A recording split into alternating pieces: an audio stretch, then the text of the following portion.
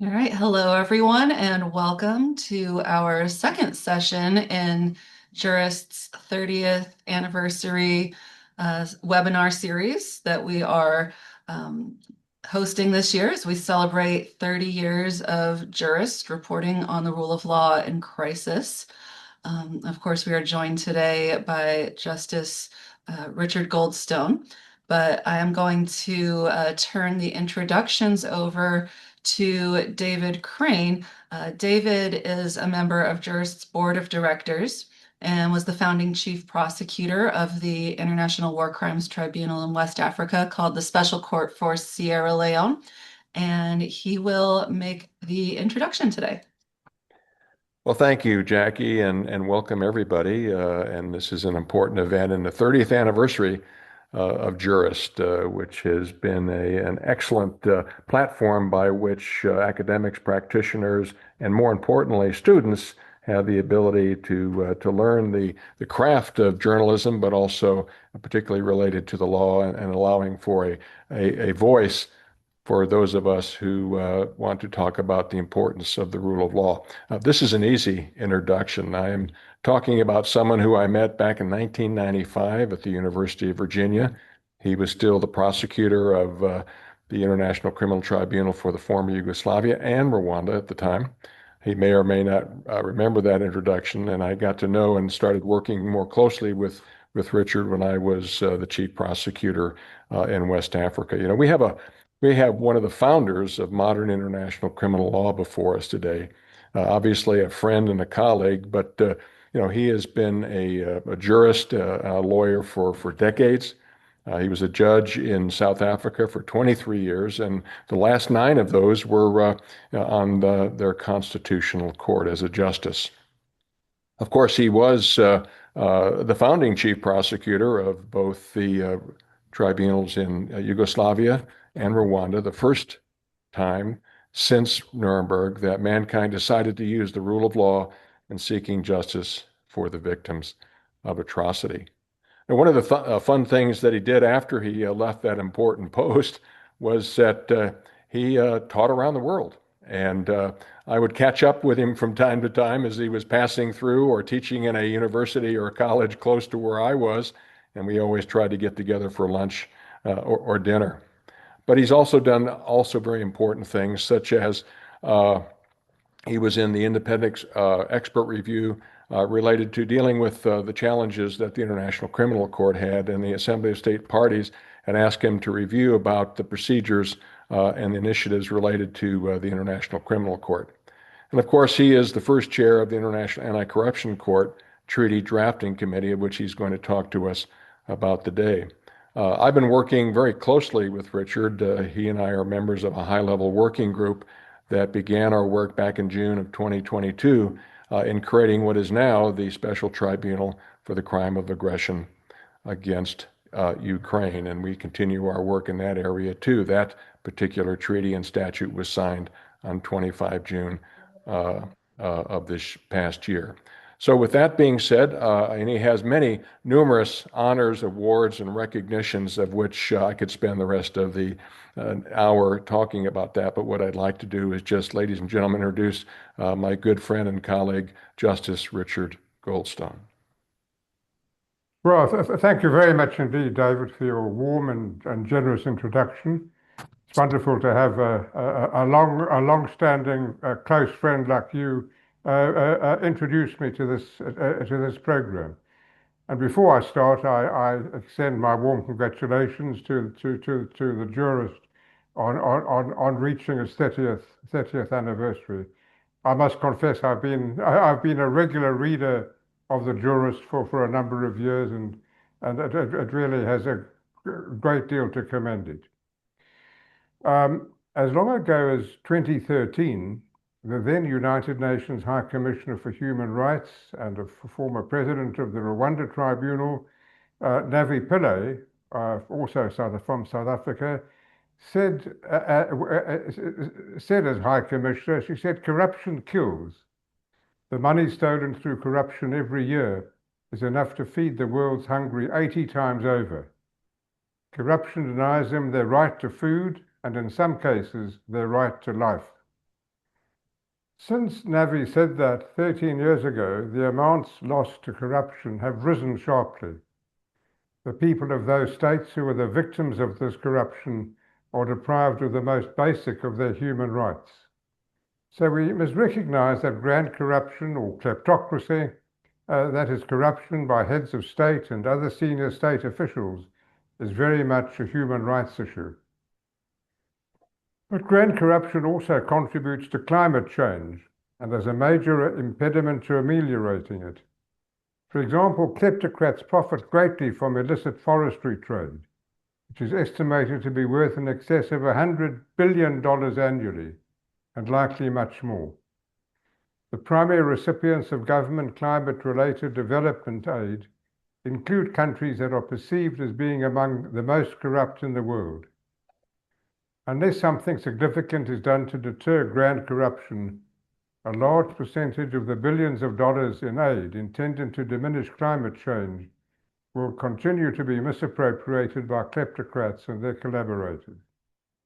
So we should also regard grand corruption as a climate change issue.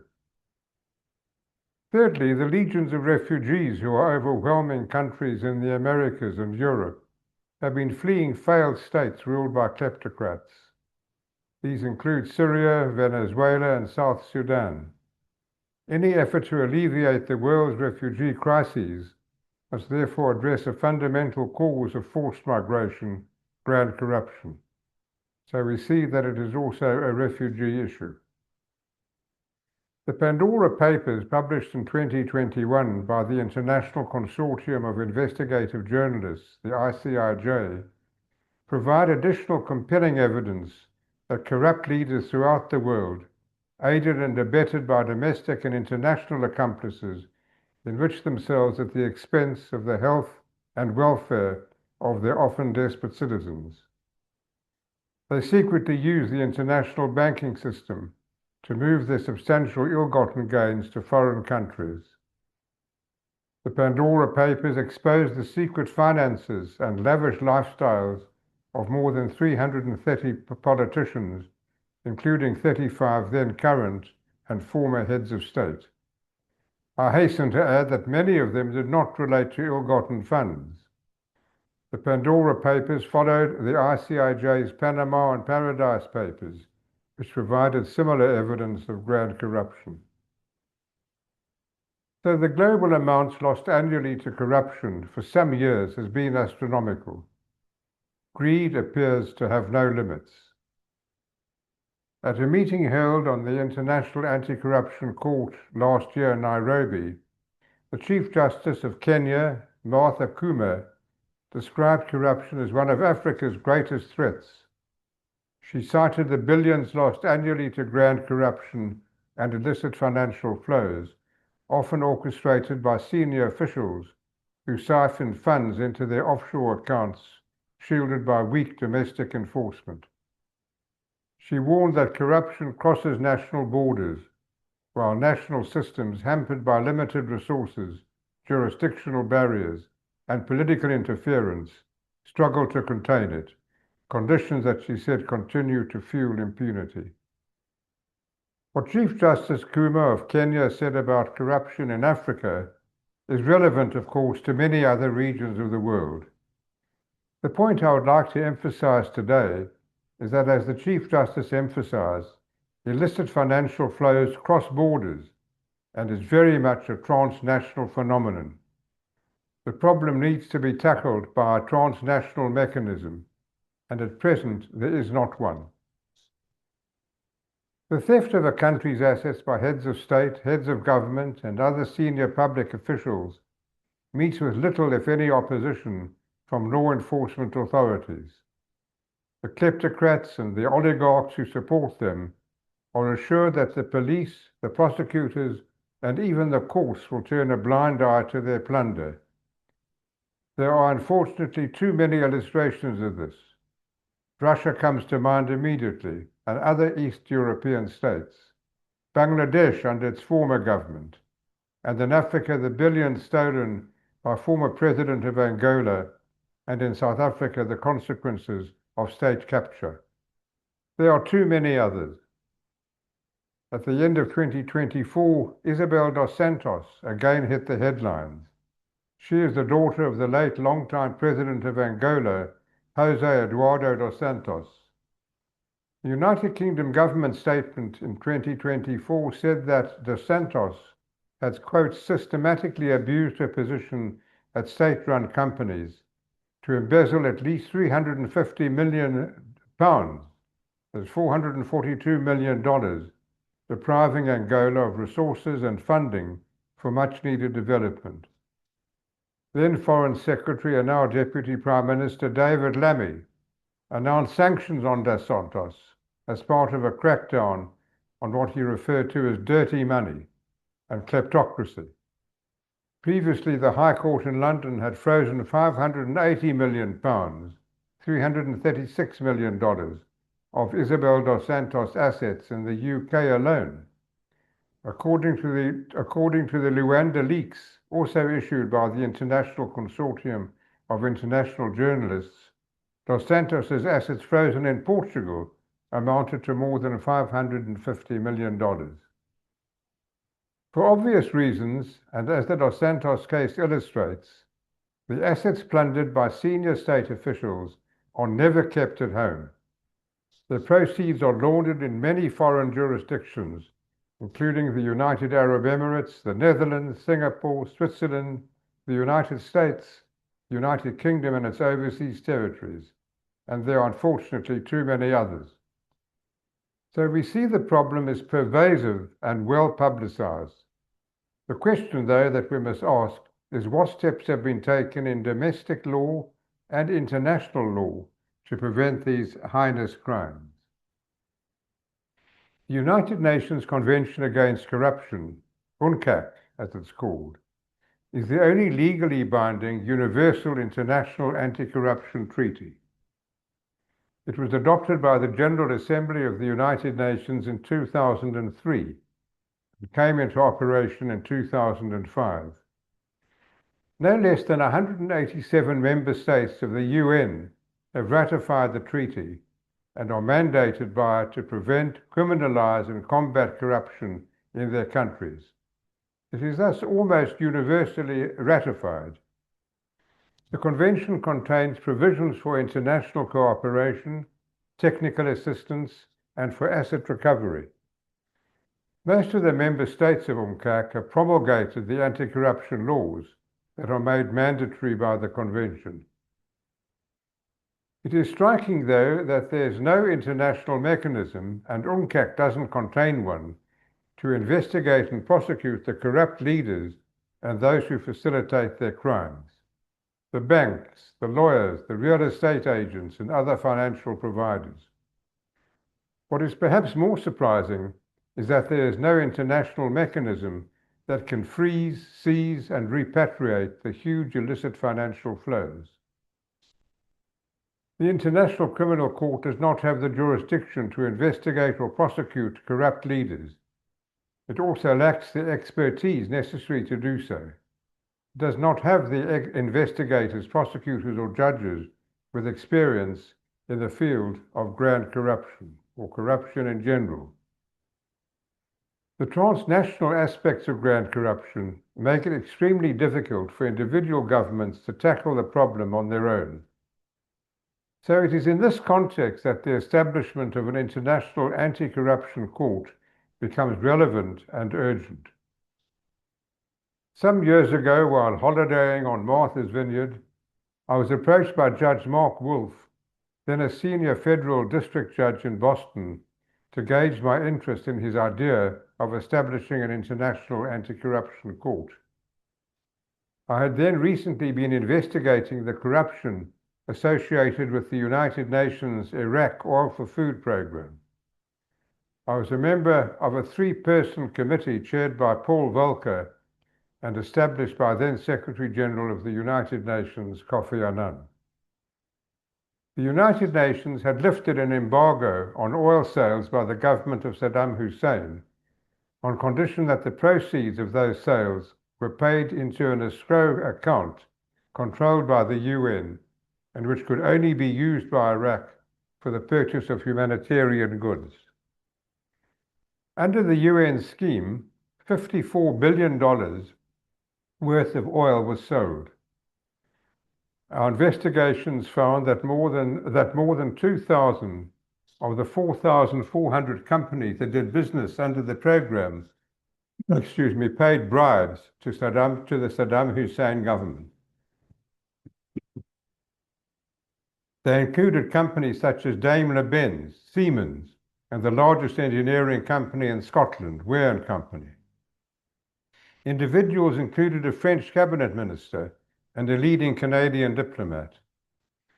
I learnt, really to my surprise in many ways, I suppose that I was naive, but I learnt that no country was immune from large-scale criminality. So in that background and with that experience, I did not need much persuading to join Judge Wolf in 2016 in establishing Integrity Initiatives International, III as we called it, an international civil society organization devoted to fighting corruption. In more recent years, III has launched a project to establish the International Anti-Corruption Court, the IACC, by way of an international treaty. Until recently, I was vice chair of III, and I chaired its treaty drafting committee. III recently produced a draft treaty for the IACC. It contains the work of more than 70 experts from around the world. Many of them convened on 3 occasions in Hamburg, Germany, where we were generously hosted by a local foundation, the New Institute Foundation. This draft treaty, and it's a fairly long document, is currently being shared at this stage in confidence with a group of over 30 interested governments and some leading civil society organizations. We are seeking their advice and input on the treaty, and more particularly with regard to a number of provisions that are novel and might be controversial.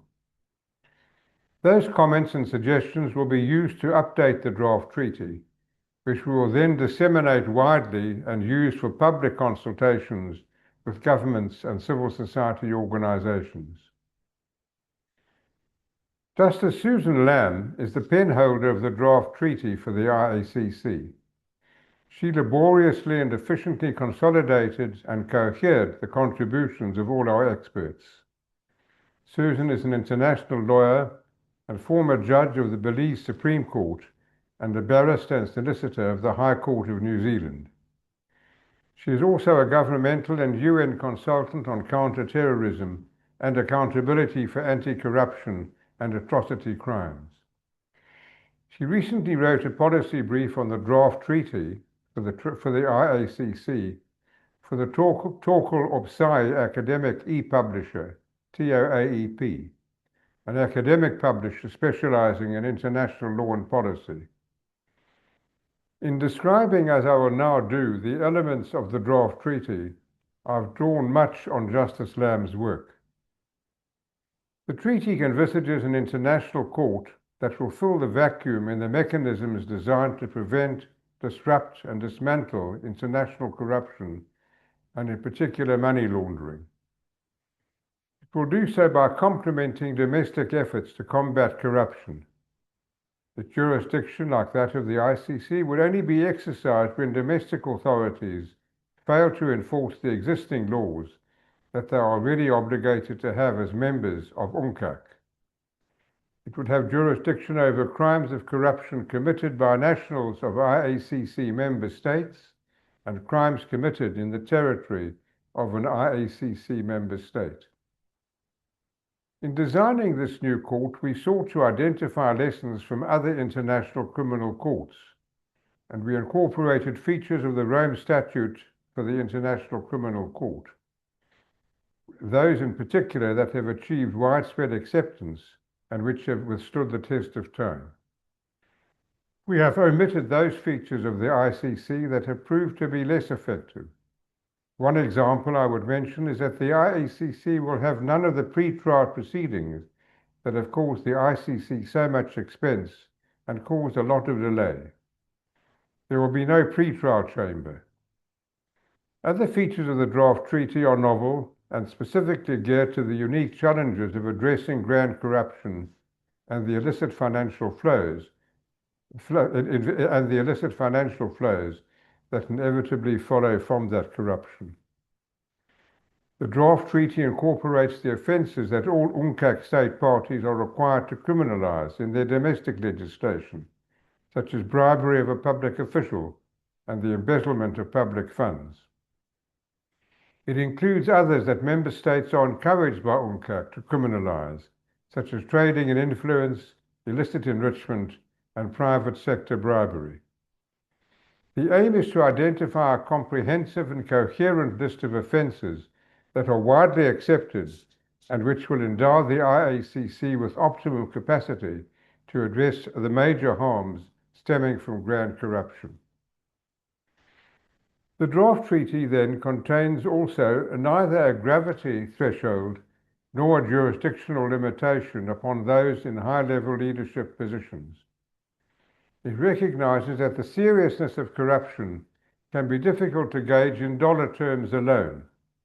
It also avoids an exclusive focus on those in the most senior official positions, as by doing so the hands of a future prosecutor might be unduly tied and unable in some cases to capture those who are in fact and in substance most responsible for executing and facilitating grand corruption. Corporations feature prominently in the laundering of stolen assets. In particular, valuable assets and especially fixed property are held by shell companies. In this context, a novel feature of the draft treaty is the recognition of legal persons. These provisions are consistent with evolving norms that have developed in a number of domestic systems. There is presently an optional text that provides for the offence of failure to prevent corruption. We've invited discussion on this potential offence and on many other aspects of the draft treaty. But perhaps the most novel provisions of the treaty relate to the court having two separate divisions: a criminal division on the one hand and an assets division on the other. The criminal division, as would be expected, will have jurisdiction to investigate and indict kleptocrats and those who conspire with them in the commission of their crimes, and especially the laundering of illicit assets that inevitably follow their nefarious conduct. The criminal division will have an important advantage denied to the ICC. It will have authority to proceed against the assets of kleptocrats, even if the kleptocrats themselves are not physically before the court. It will have the authority and the means of freezing and seizing the laundered assets. Then there will be a separate assets division. This concept is the brainchild of my friend Alan Rock, a former Canadian Minister of Justice and Ambassador to the United Nations. I'm happy that Alan has recently succeeded me as chair of the III Treaty Drafting Committee. In my description of the Assets Division, I've drawn on a recent presentation prepared by Mr. Rock. The Assets Division will have authority over property, including cash, land, and chattels that are alleged to be the proceeds of corruption. That includes the power to freeze, seize, and redistribute those assets. Whenever a prosecution in the court's criminal division involves property, the court's assets division will be asked to exercise its authority to deal with that property in an appropriate manner. The determination of what is appropriate will depend on the circumstances of each case, including how far the prosecution has advanced. And dealing with the property may include a freezing order or directing that the property be preserved, managed, or disposed of as the interest of justice may require, and especially in the interim until the prosecution has concluded. In deciding matters put before it, the Assets Division will adjudicate based on the lower civil law standard of proof, namely the balance of probabilities, rather than the more exacting beyond a reasonable doubt standard that would apply in criminal proceedings. States parties would be entitled to bring applications as of right before the Assets Division, while non-states parties would be able to submit to the jurisdiction of the division on an ad hoc basis. Property identified as the proceeds or instrument of corruption would be the subject of the proceedings. Several types of proceedings could occur before the assets division, ranging from restraint of the asset, seizure of the property, and an order to dispose of or to create encumbrances on it. The assets division could act to prevent individuals from retaining property acquired through acts of corruption and to locate and identify assets and assist victims through the management and disbursement of recovered assets. The assets division would only be effective when there are identified assets to which an order might be attached. It would thus be empowered to locate and identify relevant property through investigations, information sharing, disclosures, and unexplained wealth orders. State parties would have the obligation to give effect to these orders. The draft treaty would require them to ensure that their domestic legal processes provide that enforcement of orders from the assets division takes precedence over any other claims to the assets. Due process considerations are embedded at all stages of the proceedings before the assets division, including the discretion not to make an order that would be contrary to the interest of justice. Responsible and legitimate owners, as well as affected third parties, are granted standing to protect their demonstrated interest in the property concerned. The Assets Division will oversee escrow accounts for court-confiscated property, ensuring effective management of recovered assets. It could also direct a property manager to take steps necessary to manage assets or deal with those that have a rapidly diminishing value and otherwise manage and disperse recovered assets consistent with the public policy goals of the treaty. An asset recovery order is a final disposition on the property rights. The draft treaty addresses how assets are to be distributed following a final asset recovery order by empowering it to make a disposition order that it considers most just and equitable in the circumstances. It enables states to appropriate institutions. It enables states and appropriate institutions to invoke the court's powers in a broad range of situations, including where a state is in possession of property that it considers might be the proceeds of corruption, and thus such a state would be entitled to seek directions on how to dispose of the property, or when an alleged owner knows of assets that belong to and requires the assistance of the court to require the custodial state to relinquish them. There is often a tension in the current international system between the accountability demands made, typically in places like Switzerland, and countries victimized by corruption. The International Anti-Corruption Court could provide a neutral and trusted forum to adjudicate these disputes. The IACC, for example, will be able to act as a safeguard in relation to the billions of dollars currently being allocated to climate mitigation efforts in the coming years. Funds seized from oligarchs or warmongers as a result of international sanctions, or looted by various actors from states whose institutions are weakened or entirely collapsed as a result of armed conflict. These are just some of the many potential uses of these provisions. Empowering the Assets Division of the IACC to engage in asset recovery will fill a crucial gap in global governance. In this regard, there is at present much criticism of the way in which governments deal with looted assets and with regard to the sometimes competing claims to their return. In such matters, outcomes can be unpredictable, inconsistent, and slow.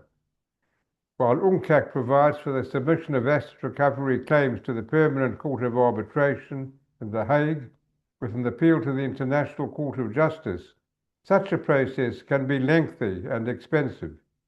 This feature of the IACC, its Assets Division being able to step in, is likely to be a powerful incentive to many states to support such a court.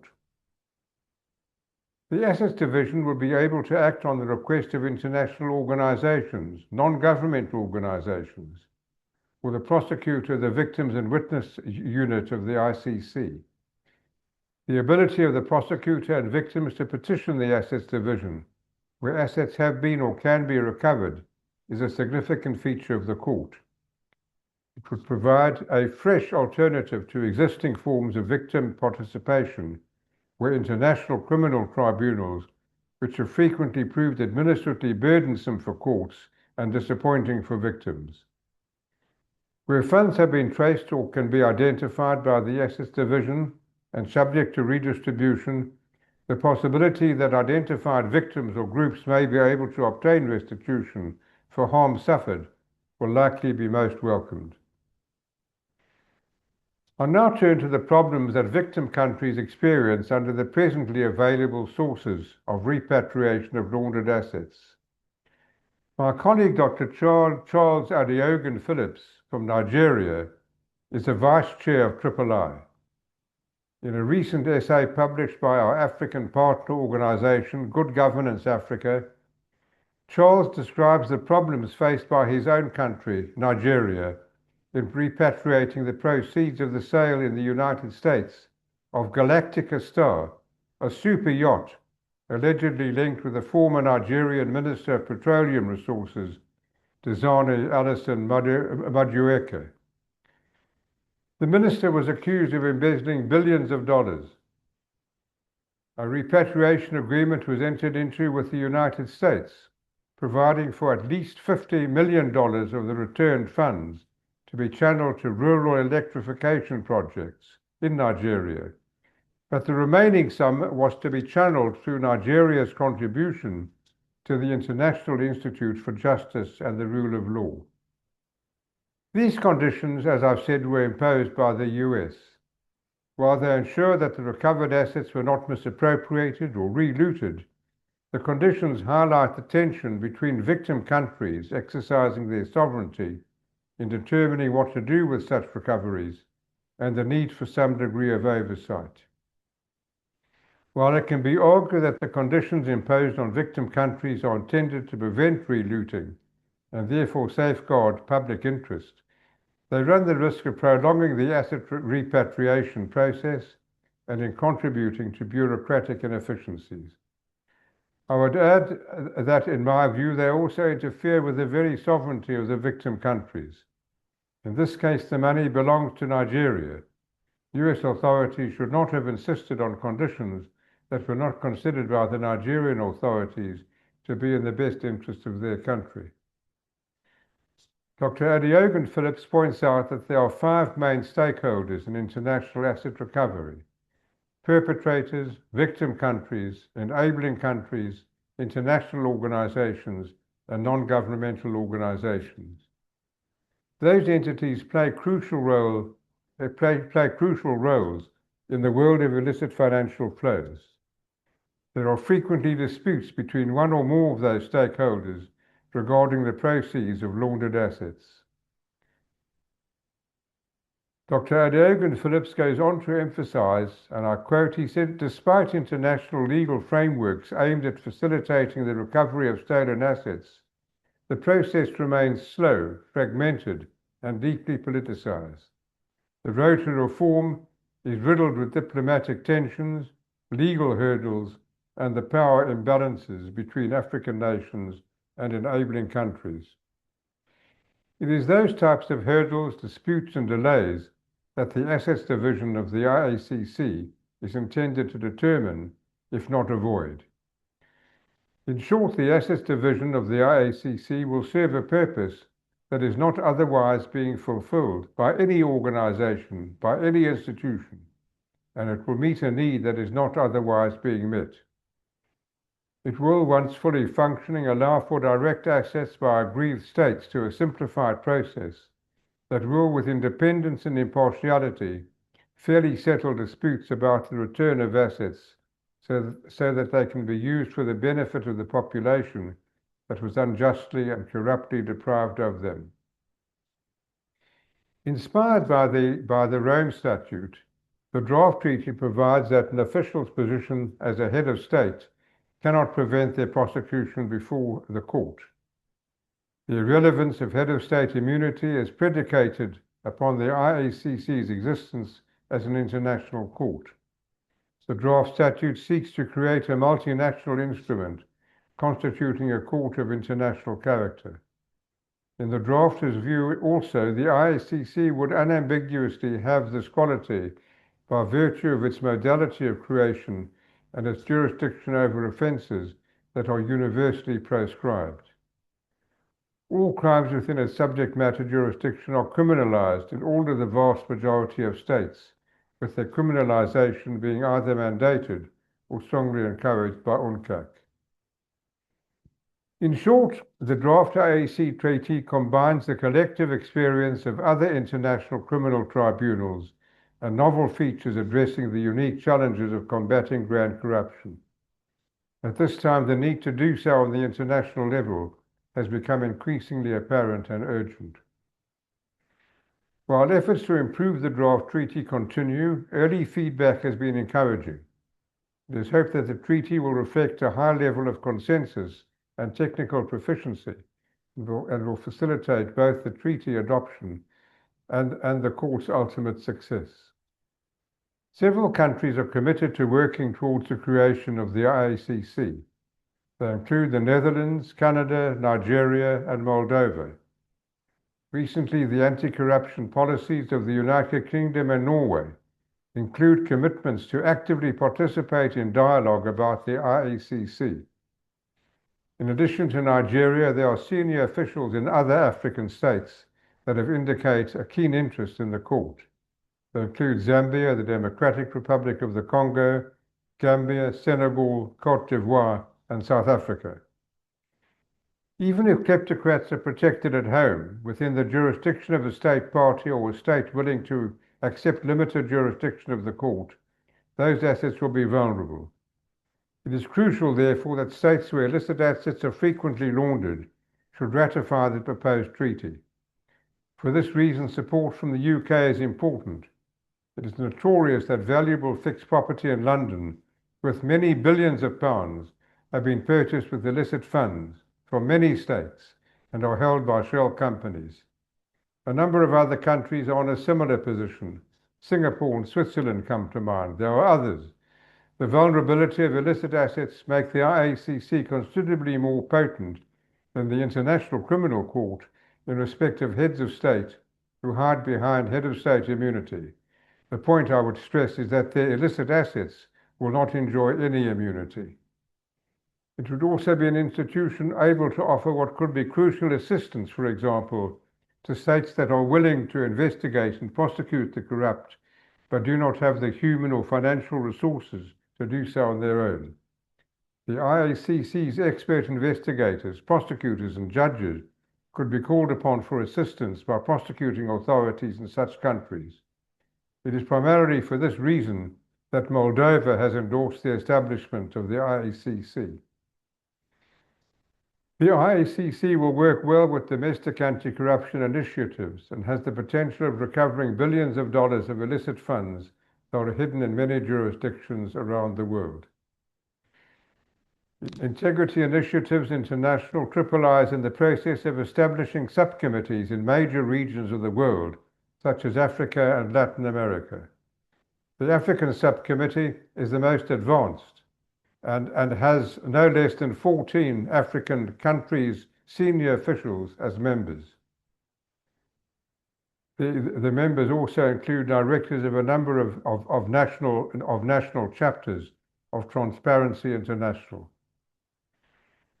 III is concerned that African states should have their voices heard on the future structure and work of the IACC, and that it should participate actively in its planning. This should avoid the unfortunate perceptions of many African states and the African Union during the early years of the ICC. The project to establish the IACC is gaining wider recognition within the international community. I'd conclude by referring to a few of our most recent engagement. At the end of October 2025, I was invited to engage with the G20 Anti-Corruption Working Group. A number of its members expressed interest in the IACC. Also in October 25, members of the UK House of Lords raised the proposal for the IACC during a debate on internal corruption and illicit finances. In December 2025, governments and civil societies convened in Doha, Qatar, for the 11th Conference of State Parties to UNCAC. The meetings were attended by Triple-I board members Alan Rock from Canada and Serena Ibrahim, the founder of Youth Against Corruption from Lebanon. They participated in a side event on the IACC that was joined by South Africa's newly appointed National Director of Prosecutions, Andy Matibi. It was also attended by the South African Justice Minister, who expressed interest in the IACC. In November 25, Dr. Charles Adiogan Phillips, who I referred to earlier, spoke at the 14th Global Investigative Journalism Conference in Kuala Lumpur, the world's largest gathering of investigative reporters from 135 countries. In November 2025, the Triple-I's Executive Director Ian Lynch was a special guest at the World Liberty Congress gathering in Berlin. The WLC is the world's largest action-orientated movement of political activists standing up to autocracy and seeking democratic transitions in their countries. As vital voices representing the populations most severely impacted by corruption, they are a key constituency that Triple-I engages on the IAC project. We have also now formed a coalition for the International Anti-Corruption Court. It is really modeled on the ICC equivalent of the International Coalition. Our coalition launch event convened 175 participants from 48 countries, including representatives of regional and global civil society organizations, national and anti-corruption groups, and leading practitioners. Finally, a bill to improve Canada's Magnitsky Law includes endorsement of the IACC in its preamble. This bill has very recently passed a second reading in the Canadian House of Commons in Ottawa. There can be no doubt that the IACC would complement domestic efforts to combat corruption, and especially grant corruption. It would assist in restricting illicit financial flows and facilitate the repatriation at an appropriate time of those funds to their true owners, the people from whom they have been stolen. In this context, I would emphasize that the IACC will not bring an end to grant corruption, but I have no doubt that it will act as a deterrent and also facilitate the return of many laundered assets to their rightful owners. I would emphasize too that the IACC will not in any way contradict or hamper any of the efforts of domestic anti-corruption activities, but rather augment their work. The one will complement the other. We are calling on governments and civil society to join the project to establish the IACC. It is now the time for the court to be established.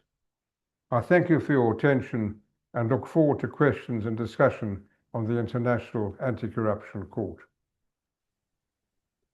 Thank you very much. We do have time for some questions, so feel free to raise your hand. I see David Crane's hand already.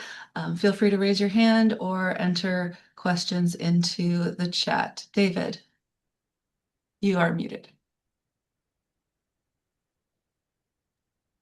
My compliments, Richard, on this incredibly important effort that you are a major part of. We both know that, and we all know probably in this meeting and elsewhere, but corruption is a destabilizing phenomenon, and it weakens democracies. And because of that, weakens democracies, particularly fragile democracies in various parts of the world. People lose faith in good governance and lose faith in governments itself, which can be a destabilizing influence, which could lead to efforts to topple a government. And then, of course, that leads to potentially conflict, which leads to potentially atrocities. So I'd wonder if you comment on that point that corruption can lead to atrocities, and what your thoughts are on that.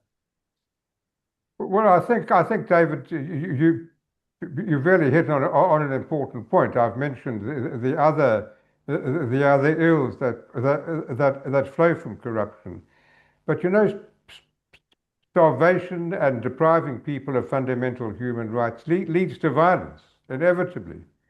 And there are very few countries, I think you know from your own experience in Sierra Leone, the role that corruption played there in the violence that broke out, the so-called blood diamonds that were involved, and that formed very much a part of the investigations that you very more than efficiently instituted as the founding chief prosecutor of the Sierra Leone Tribunal. And I'm sure you had that in mind when you raised this issue.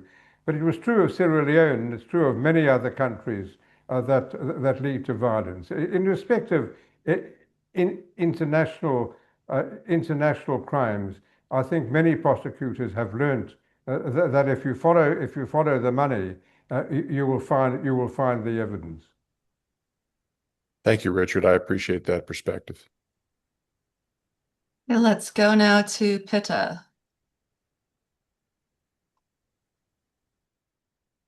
Hello, Justice Goldstone. Thank you so much for your speech and for gracing us with your presence, given your distinguished career. I have a question not on corruption, but given your distinguished career and your work in war-torn regions, I'd like to ask you about the conflict in Gaza. You're renowned for the work that you did, the 2009 UN fact-finding mission, commonly known as the Goldstone report. It was a landmark investigation. I mean, it was praised by human rights groups and the international community. One of the most significant findings of that report was that Israel's invasion constituted, I quote, a deliberately disproportionate attack designed to punish, humiliate, and terrorize a civilian population. This is in reference to the Israel's invasion of 2008, 2009. And you were strongly praised by the international community for your work on that report, which held Israel and Hamas accountable for their atrocities. I'd like to know, given Israeli human rights group B'Tselem, Amnesty International, Human Rights Watch, they have all concluded that Israel's actions in Gaza since October 7th constituted genocide. I would like to know whether you agree with their conclusion, if not, why, and whether, given Israel's atrocities in Gaza, in Lebanon, in Syria, and now in Iran, whether you support imposing sanctions on Gaza, the West imposing sanctions on Israel, the West imposing sanctions on Israel, as many in the international community believe that's the only way in which Israel can be held, can be restrained and held accountable. Thank you. Mr. Shen, really, I'm not here to talk about Gaza. Obviously, I follow it closely, and I'm very interested now to read the memorial that has just been filed by Israel in answer to the case put by South Africa. I'm really not. I'm not prepared in this program to import the situation in Gaza. I hope you'll excuse me. Okay, thank you. Thanks so much. Okay, thank you. There is a question in the chat from Linda Tashbook, who asked, can evidence be shared between the criminal division and the assets division for the sake of efficiency? Right, no, not really, and one of the reasons I think, which is important, is a different standard of proof. The assets division will really be more like a civil court, as known in common law jurisdictions. The criminal court will deal with the criminal actions. So they obviously have to work in a complementary way. But I don't believe that the main work of the assets division will really be able to be shared with the work of the criminal division and vice versa. Okay, thank you. We have time for a couple more questions. Anyone else? Ingrid.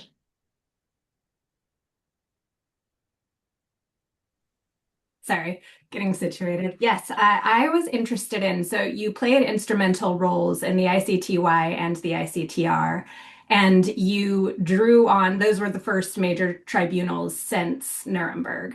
You've also drawn on lessons from the ICC in coming up with how the tribunal should work for grand corruption. How have your views of international criminal justice and international criminal law sort of evolved over time based on I guess, your own research of what did and didn't work in previous tribunals and your involvement in tribunals throughout the evolution of the field? Right. Well, that's a huge question, Ingrid. Let me say that one of I think the most important lesson I've learned, and I'm sure my friend David will agree, is that one has to understand the politics to understand international justice. If you don't understand the politics of international justice, I think you're missing the whole field of international justice. And for this reason, I think chief prosecutors have to be not only lawyers, but in fact have to be diplomats. And certainly it was my experience that when I arrived in The Hague in August of 1994, the tribunal had almost completely failed. The Security Council had taken 15 months to appoint the first chief prosecutor. The judges had been there for a year, or 9 months. The judges were on the point of resigning out of frustration because no work was being prepared. The victims, particularly in Bosnia and Herzegovina, were beside themselves with anger and anguish that a court that had been set up for them was not operating 15 months after it had been set up by the Security Council. So it was having to overcome that international civil society objection to the court that almost killed it in its infancy that we had to work. So it was really a baptism of fire into the political arena. The extent to which politics impinges on the work of the court obviously varies from court to court, and in fact week to week in respect of those courts. So that was the major lesson that I take, and certainly, and at the cost of repeating myself, to understand how these courts work and how international criminal justice work, one has to look at the politics. Without the politics, these institutions wouldn't exist. Without the politics, they wouldn't be set up, and without the politics, they're not going to succeed. I'm sure for this audience, overemphasize the fact that international courts, like domestic courts, are as they were described by the first president of the ICTY, Antonio Cassese, as a giant without limbs. The work of limbs have to be provided by the governments of the countries that have to cooperate. And it was only when governments cooperate that things work. In the beginning, governments didn't cooperate in the ICTY, and we didn't get arrest warrants. And that changed. Governments changed. There was a change of government in London, which made a big difference, and really began to get arrests being made in Bosnia at police roadblocks and at UN peacekeeper roadblocks and so on. In the end, the Yugoslavia Tribunal had every single one of the people indicted arrested, those who were alive. Every one of them appeared in The Hague. If the politics hadn't come right, that wouldn't have happened, and the tribunal would have completely failed. If it had failed, and if there was similar failure in Rwanda and in Sierra Leone, we wouldn't have an international criminal court, and we wouldn't have at its soon coming birth an international, a special tribunal to investigate aggression by Russia in the Ukraine. Thank you. Okay, perhaps one more here in the chat from Rebecca Shute. Would Justice Goldstone perhaps like to comment on the complementarity and cooperation functions of the IACC, the first with regard to domestic institutions and the latter with regard to other international and regional courts and tribunals? Well, the draft statutes, thank you, Rebecca, for the question. The draft statute makes it very clear that the jurisdiction of the IACC is complementary. It will only operate where domestic authorities are not investigating the corruption. It's in that respect, I think, like the ICC in some countries, and Colombia comes to mind. The court really has the effect of encouraging, and I use encouraging in quotation marks, encouraging local authorities to start investigations. And I think that would be very much the position in respect of corruption in the complementary relationship between the IACC and domestic authorities. Clearly, as I think I referred at a tangent perhaps at the relationship between the IACC and the International Criminal Court, obviously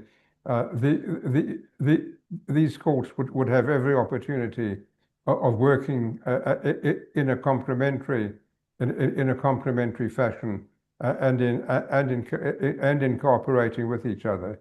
I think the IACC would be able to provide, as I mentioned in relation to Moldova, the court would be able to provide tremendous important expertise to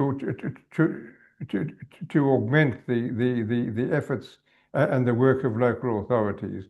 So the cooperation would lie at the heart of the work of the court. All right, that takes us to the end of our hour. Justice Goldstone, I would like to thank you so much for your remarks today and for your time. We certainly appreciate it. And I would like to invite all of you to our next webinar in the series, Wednesday, April 15th. We will be hearing from Professor Ken Harper of Syracuse University, who will be talking about media and atrocity coverage, the role and importance of the media to tell the story. So once again, thank you, Justice Goldstone. Thank you, Jackie, very much for inviting me. It's been a great pleasure. Thank you, David, again for your introduction. Bye all.